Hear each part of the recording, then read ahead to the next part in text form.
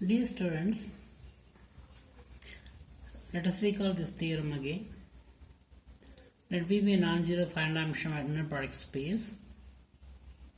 Non-zero space. So there will be a basis, non-zero basis, and from the basis we can find an orthonormal basis for this vector space. So every non-zero vector space has an orthonormal basis. And see here, the zero space has no orthonormal basis. Okay, just to avoid this one, they have put. Furthermore, if beta is an orthonormal basis, then any vector in the vector space X can be expressed as a linear combination of VI's, the orthonormal vectors, where the coefficients are given by the inner product. Right. Let us solve a small problem.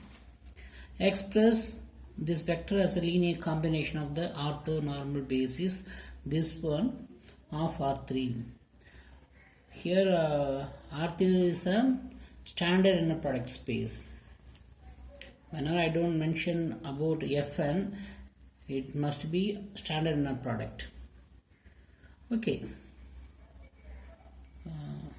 Let 2, 3, 1 that is equal to A times first vector. What is the first one? 2 by square root of 8. 2 by square root of 8, 0 plus B times 1 by square root of 2 minus 1 by square root of 2, 0 plus C times 0, 0, 1. Where what are A, B, C? It is an orthonormal basis. So this one is given by the inner product of 2, 3, 1, comma this vector 2 by square root of 8, 2 by square root of 8, 0. What is this inner product? 4 by square root of 8. And what is B? B is equal to inner product of 2, 3, 1, comma 1 by root 2, comma minus 1 by root 2, comma 0. So this is 2 by root 2 minus 3 by root 2 plus 0. This one is, here it is 4 by root 8 plus 6 by root 8 plus 0.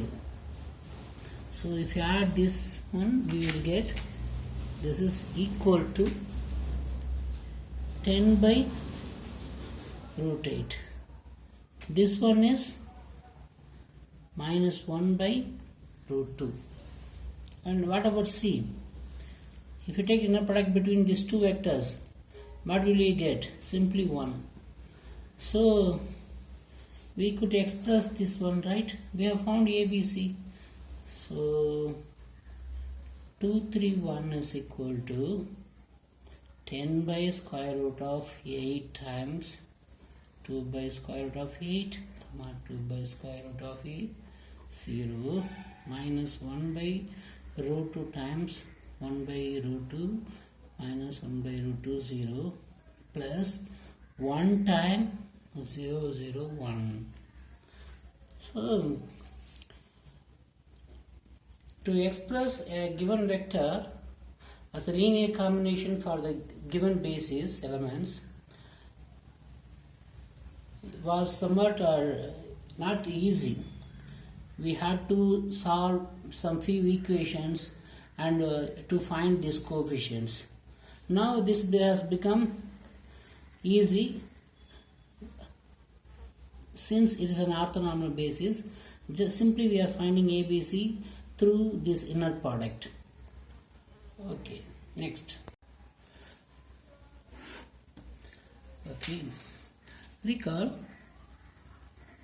I mentioned H, the vector space H. What is H? Set of all continuous function defined on the interval 0, 2 pi to C. Set of all continuous functions. This is a vector space. Moreover, this is an inner product space where the inner product is defined between any two vectors in H as 1 by 2 pi integral 0 to 2 pi f of t g of t dt here bar. We have seen this one. This is an inner product space with respect to this inner product.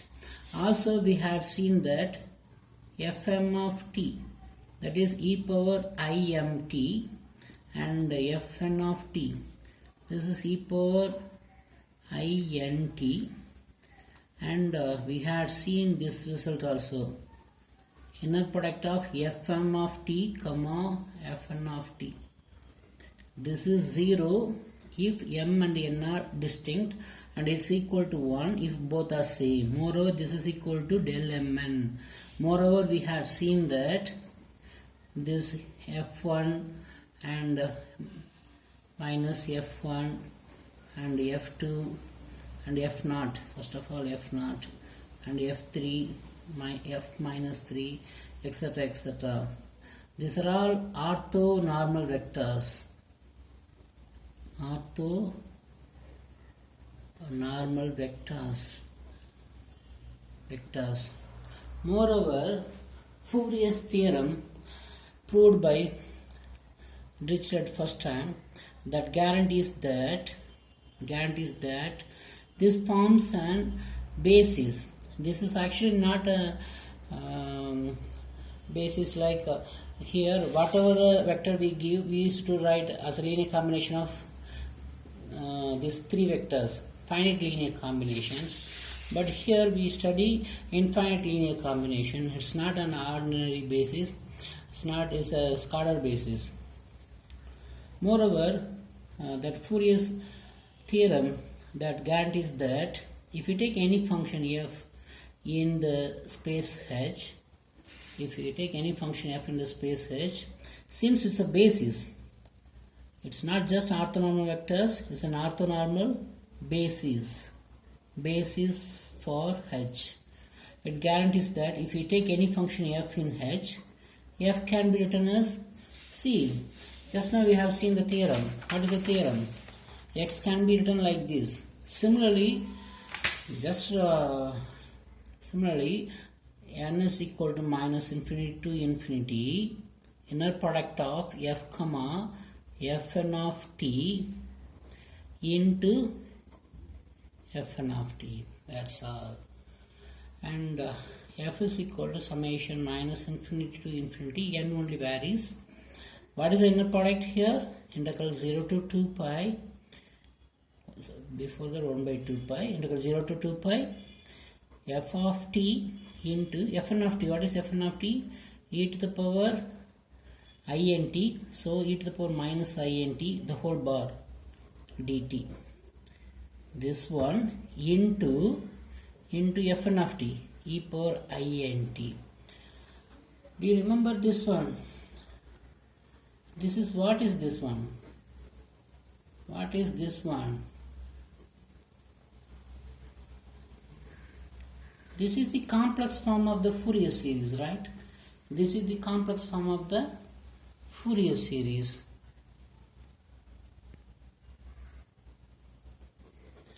Okay, let us see a theorem now. Before that, we shall see few examples. Orthogonal complement example. Let V be an inner product space and S is a subset of V. S is a subset of V. S perp is called the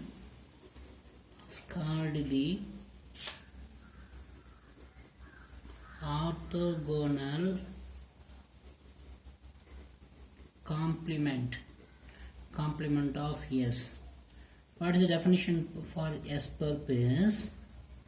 S perp contains set of all the vectors x in V such that inner product of x comma y has to be 0 for all y in the set S. S perp means If you take a vector in S perp, that has to be perpendicular with all the elements of S. This is the definition, orthogonal complement. Trivially, 0 perp. What is 0 perp? This is the whole vector space because 0, single element. And similarly, V perp. What is V? Vector space. V perp is equal to only 0. And if you consider in R3 with respect to usual standard inner product, take E3. What is the E3 perp? E3 perp is equal to XY plane. If you take any point, any vector in XY plane, that is perpendicular to the Z axis, right? So it is XY plane, and XY plane perp is equal to Z axis. Okay, and clearly S perp is a subspace, always. How? What's the proof? It's a one line proof. Take X and Y in S perp. Clearly X comma inner product of X comma Z, that is equal to 0, and inner product of Y comma Z, that is equal to 0 for all Z in S. So this implies inner product of X plus Y comma Z, this is also equal to 0. Similarly, inner product of Cx comma Z, this is also equal to 0 for all Z in S. So this implies X plus Y also in the S perp and Cx also in the S perp. So if you take any two elements in S perp, the vector addition inside this S perp and scalar multiplication also inside this S perp. So this implies S perp is a subspace, always is a subspace. Okay, now let us see. Suppose this is a vector space W. Assume that this is some vector space W. So finite dimensional vector space, assume that. Let this be some vector. This is the origin. This be some vector Y. Okay. What is norm Y? Norm Y denotes this distance. Always norm Y denotes this distance. Okay. And what is the question is, what is the shortest distance from this point to this W? What is the shortest distance? For example, if it is the plane and if you take a point here in the space, if you go like this, you will reach the plane very shortly, right? So if you take a point in the space here, this will be this foot of the perpendicular to this plane is the shortest point, right? Similarly,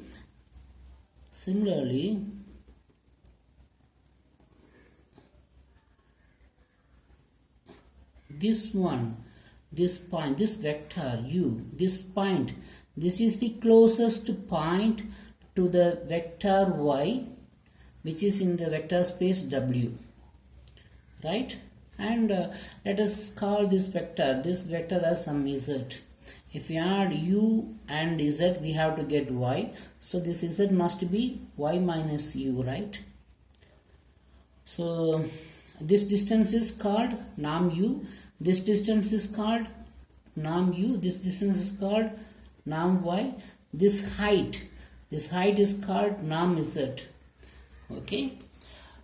So what is the closest distance? What is the shortest distance from this point to this plane W? This is the shortest distance. Right? And this u is called foot of the perpendicular. This u is called foot of the perpendicular of y in the plane in the space W. Okay, and now we are going to see a theorem that if you take any y, there will be some such u and some z, such that if you add this u and z, we will get y. Moreover, where is this u? U belongs to w. And what about z? Z is perpendicular to w. So z belongs to w perp. We are going to see this as a theorem now. We shall see this theorem statement now. Let W be a finite-dimensional subspace. This is the W. This is the finite-dimensional subspace of an inner product space V. And let Y be a vector in V, capital V. So let this Y, this is the Y. This be some vector in V.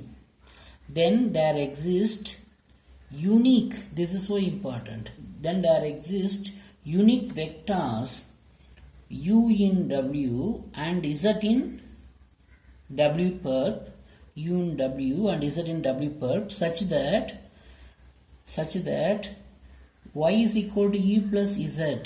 Furthermore, if we know the orthonormal basis of W, furthermore, if V1, V2, etc. Vk is an orthonormal basis for W, then U can be written very easily, directly. This is U. Let us see the proof now.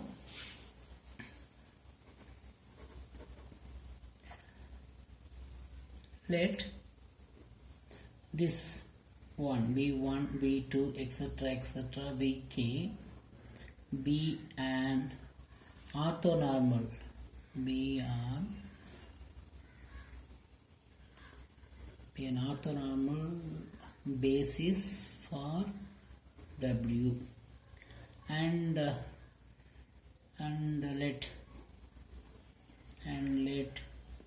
U be defined like this: I is equal to 1 to k, not product of y comma vi and vi, where what is y?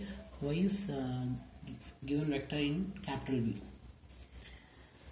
Okay, this is an orthonormal basis for W, and let U be like this.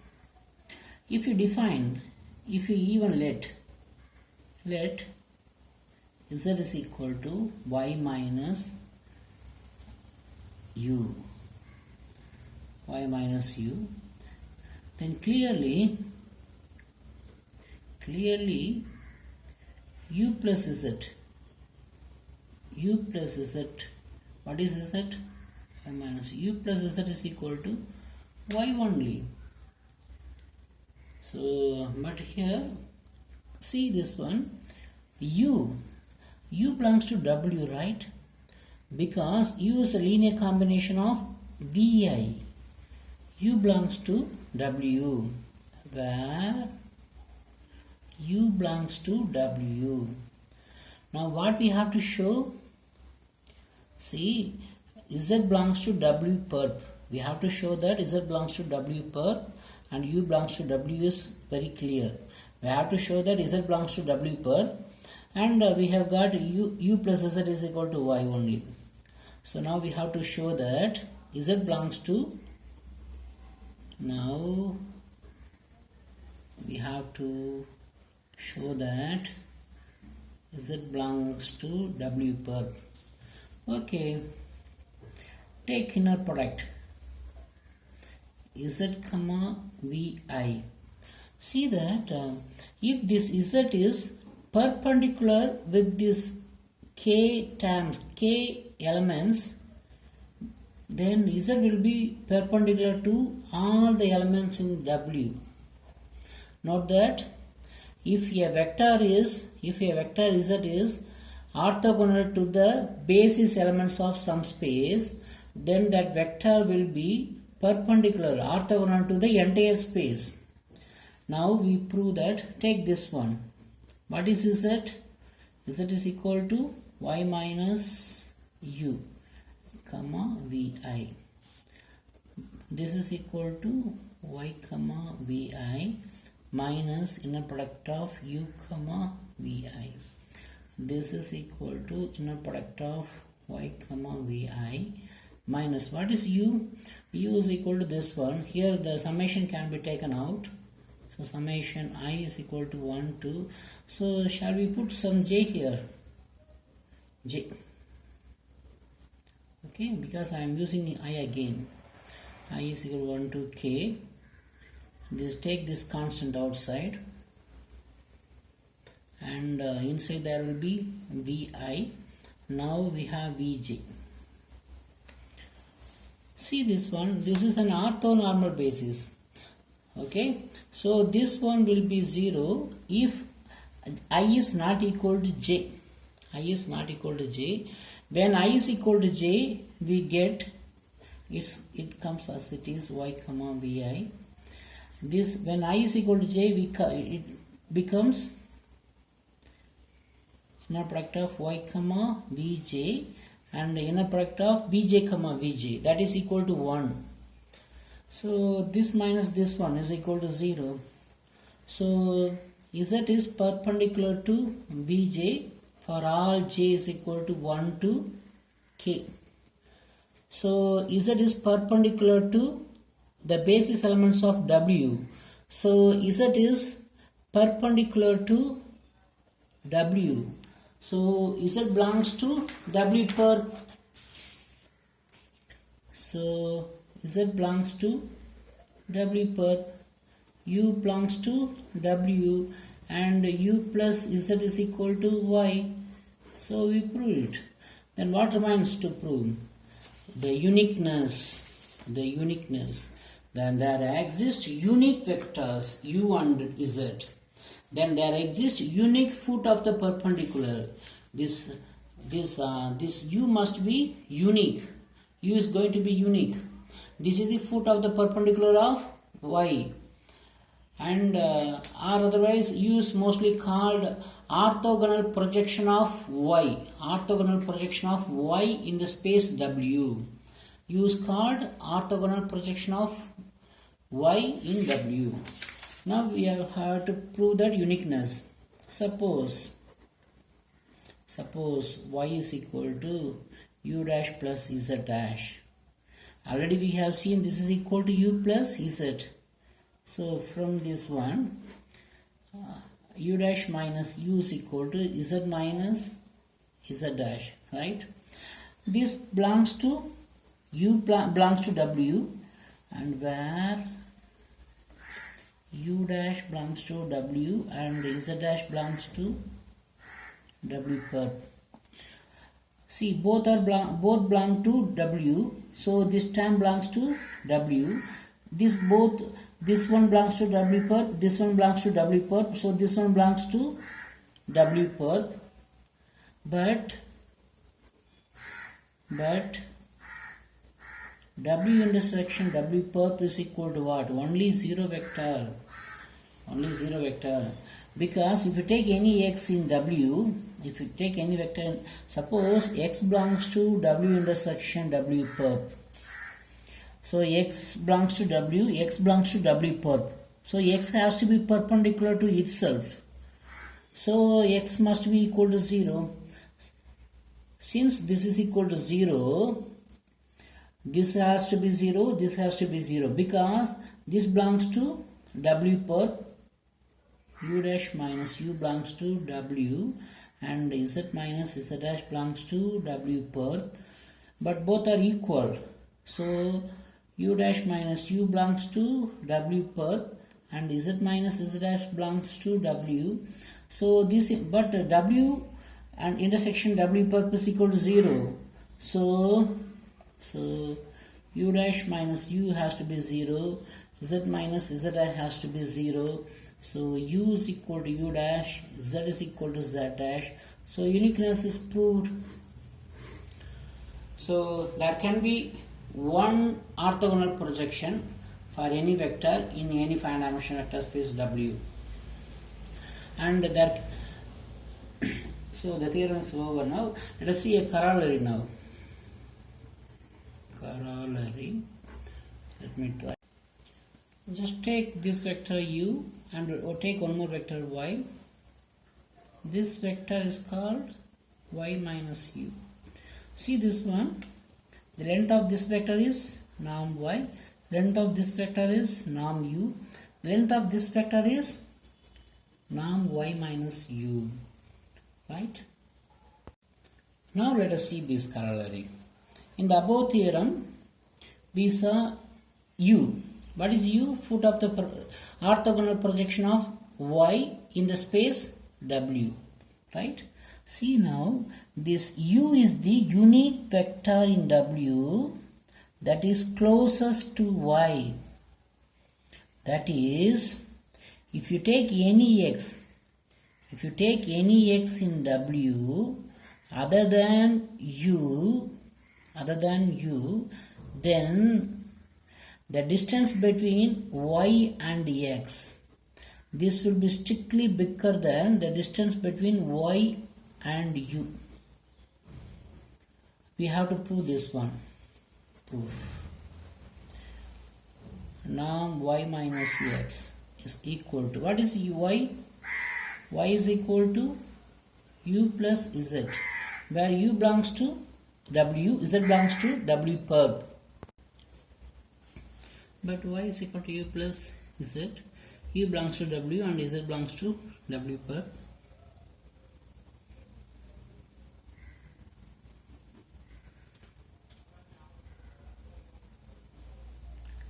We shall take some square, even square. This is norm u minus x plus z the whole square. See this one, u belongs to w, x belongs to w, so this belongs to w, this belongs to w perp. So this one is perpendicular to this one. So from the Pythagorean theorem, just now we have seen, this is equal to u minus x the whole square plus norm z square. This one is always greater than or equal to, see here, u is not equal to x, so this is non-negative, right? So this term is always bigger than norm z square. But norm z square is the norm z square. This is norm z. This is his shortest distance, right? Actually, y is equal to u plus z, where this distance is mod z, norm z. If you take any x, then the distance between y minus x, that norm x, that will be bigger than norm z. So this implies norm y minus x the whole square is greater than or equal to norm z square. So norm y minus x is not greater than, strictly greater than norm z. So norm y minus x, see that what is z? What is z? Z is y minus u. So this one is strictly greater than norm y minus u for all x belongs to w, x is not equal to v, u. So we proved that. What we have proved is, if you take any x other than u in w, this distance from y to w will be bigger than y to u. So u is the closest point to y in w.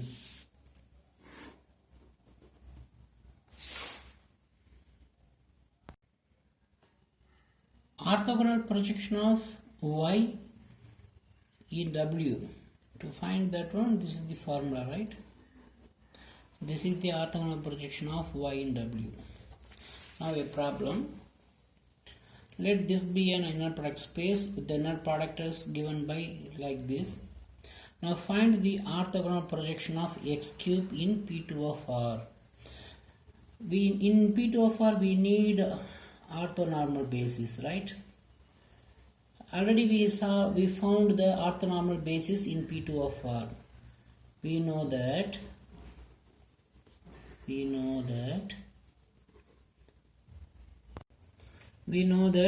this is an orthonormal basis. Is an orthonormal basis for P2 of R. So now what we have to find? Projection of orthogonal projection of x cube in this P2 of R. So let the projection, let U be the orthogonal projection of x cube in P2 of R. So what is the formula for U? U is equal to, we have to take inner product with x cube into VI. This is the formula where VI's are, this is an orthonormal basis for W.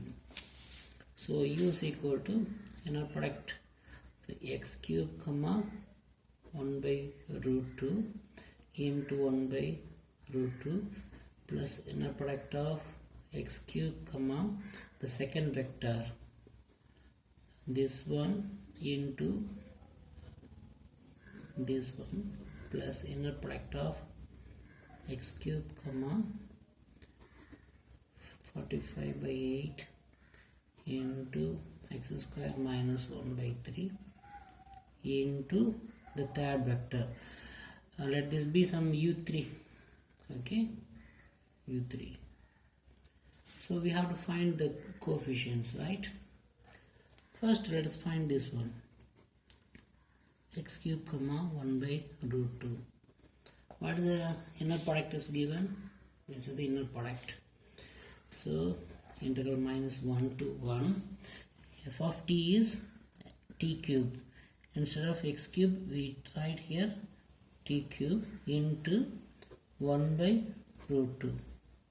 It's no comma into dt. See, it's an odd function over some symmetric interval, so it has to be 0, right? 0. Second one, let us find inner product of x cube comma square root of 3 by 2x. This is equal to integral minus 1 by 2 1 to 1 t cube into root 3 by 2 t into dt. This is equal to root 3 by 2 t4, and if you integrate t4 5 by 5, so we get this one. This is equal to root 6 by 5. And let us find the third one, inner product of x cube comma square root of 45 by 8 x square minus 1 by 3. See this one, if you multiple here, this will be odd function, this will be x power 5 and the x cube will come. So odd function over the symmetric interval we get 0 only. So the third coefficient also is 0 only. So now we have found the orthogonal projection U. What is U? U is equal to, first one is 0. So 0 times something, 0. Second thing is square root of 6 by 5 times second vector is square root of 3 by 2 x. The third one is 0. So U is equal to, note that this is whole square root. So we get this is equal to 3 by 5x. So we have found this one. This is the orthogonal projection of x cube in P2 of R. So thank you students. Let us see in the next section.